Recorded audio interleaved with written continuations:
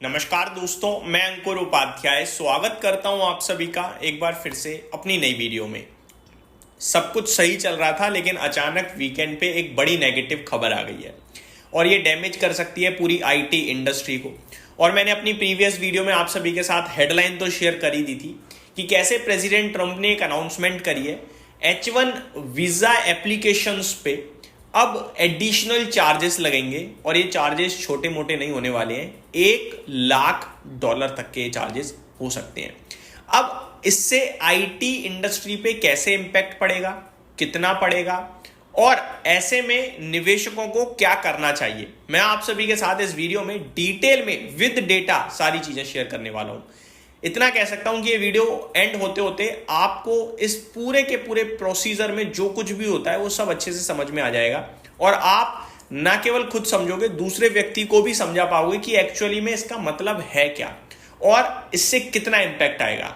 दो चीजें मैं वीडियो की स्टार्टिंग में अपने मन से कहना चाहूंगा। एक, ये सारी चीजें सुनने और जानने के बाद प्लीज मंडे को स्टॉक के प्राइजेस से जज मत करना कि यार ये तो बेच देना चाहिए या ये खरीद लेना चाहिए। आपको मैं सिर्फ एक ही चीज बोलना चाहता हूं और वो ये है कि ये बहुत नेगेटिव खबर है, लेकिन कंपनियों को अच्छे से पता है कि कैसे चीजों को हैंडल करना है और आईटी इंडस्ट्री पहले से ही बहुत ज्यादा पिटी हुई है। अब उस पर ऐसी नेगेटिव खबरों के चलते इंपैक्ट तो डेफिनेटली आएगा। क्यों नहीं आएगा? क्योंकि कंपनी के फाइनेंशियल्स पे इंपैक्ट पहुंचेगा, डायरेक्टली इंपैक्ट आएगा और वो इंपैक्ट वापस से तेजी में भी बदलेगा। मैं आपसे इतना ही कह सकता हूं।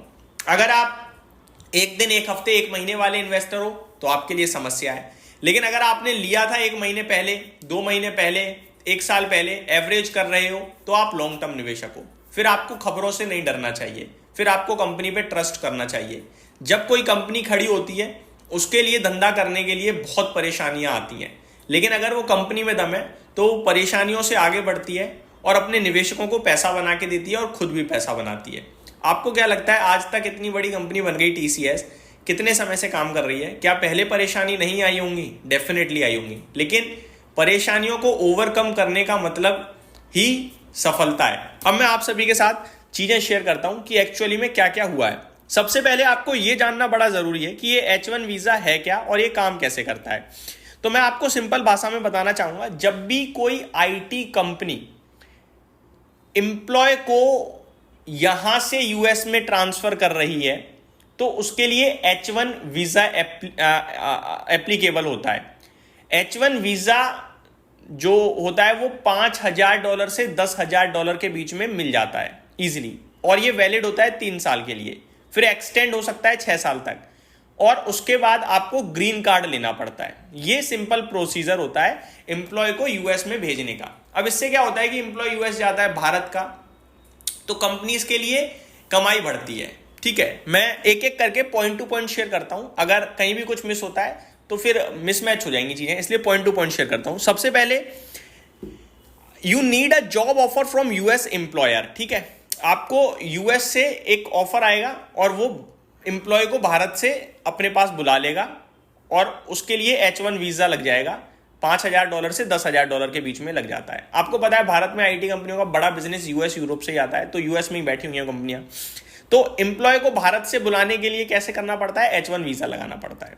लेकिन अब इसी H1 वीजा पे परेशानी खड़ी हो रही है। क्या खड़ी हो रही है? $1,00,000 चार्जेस देने पड़ सकते हैं। इनफैक्ट अनाउंसमेंट आ चुकी है, मैं आपके साथ डिटेल शेयर कर देता हूं कि क्या आई है क्या नहीं आई है।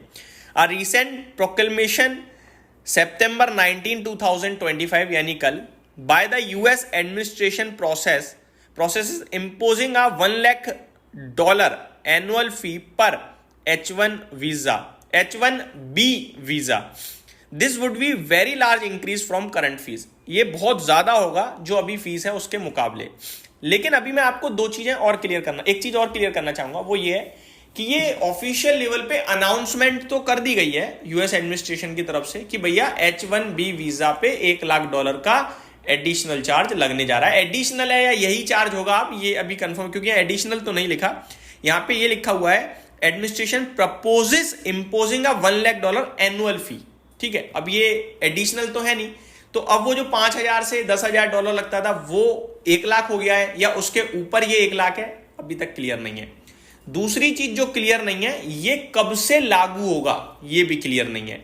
तो अभी काफी सारे इसमें मतलब गैप्स हैं, फ्लॉज हैं कि क्या क्या अभी कब, हमें ये नहीं पता ये कब से लागू होगा, हमें ये नहीं पता कि ये एडिशनल है या ये वही बढ़ जाएगा, और हमें ये भी नहीं पता कि ये कैसे कैसे काम करेगा। ठीक है, तो अभी इसमें काफी सारी दिक्कतें हैं।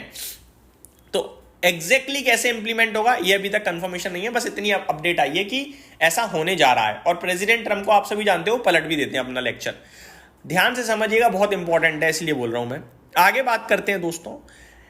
अब भारत की आईटी कंपनीज के लिए क्यों इंपॉर्टेंट है, लाइक इन्फोसिस, टीसीएस, विप्रो, एचसीएल टेक या और भी, ये जो कंपनियां है ना, ये H1B वीजा के बड़े लेवल पे यूजर है, क्योंकि ये अमेरिका में है, हायर करती हैं, तो बड़ा एम्प्लॉय यहां से वहां पहुंचता है H1B वीजा की मदद से। ठीक है, अब यहां पे होता क्या है, अगर मान लो ये $1 लाख का प्रपोजल लागू हो जाता है, जल्दी अनाउंसमेंट आ जाती है, चीजें क्लियर हो जाती हैं, अनाउंसमेंट तो है मतलब चीजें क्लियर हो जाती हैं, तो होगा क्या, करंटली जो H1B वीजा की कॉस्ट है वो $5,000 से $10,000 पर वीजा है, ये बढ़ जाएगी $1,00,000, तो ये 10 से 20 गुना हो गई चार्जेस। अब इससे होगा क्या, इससे सीधे के सीधे जो फर्म, जो कंपनी पे कर रही है H1 वीजा की फीस, उसको 10-20 गुना ज्यादा फी पे करनी पड़ेगी। अब होगा क्या, अब जब पैसा ज्यादा पे करना पड़ेगा तो सीधे सीधे कंपनी का प्रॉफिट गया, क्योंकि चार्जेस तो उन्हीं की जेब से गया ना, प्रॉफिट गया तो मार्जिन्स गए, और कंपनी वैसे ही 18-20% के मार्जिन्स बनाती है, तो बड़े लेवल पे फाइनेंशियल इंपैक्ट आ गया कंपनी पे, जो कि बहुत बड़ा धक्का होगा एक तरीके से, क्योंकि आईटी कंपनीज के लिए पूरा धंधा एम्प्लॉय है, एम्प्लॉय को हायर करने में आपको पैसा देना पड़ रहा है ज्यादा, तो वो प्रॉब्लम है। अब इसका समाधान क्या है, समाधान सिर्फ इतना सा है कि या तो एम्प्लॉय की सैलरी कम कर दो, अगर ऐसा करोगे तो फिर कंपटीशन इतना टफ है, आपको मार देगा, आप ऐसा कर नहीं सकते, तो झेलना पड़ेगा।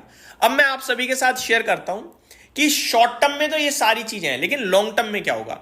इन्फोसिस और टीसीएस करंटली ऑलरेडी बहुत सारे अमेरिकन को ही कैंपस से हायर करती हैं, उस पर तो H1 वीजा लगता ही नहीं है, दैट मीन्स वो अपने एम्प्लॉयज को इंडियन से ऑलरेडी शिफ्ट कर रही हैं धीरे धीरे।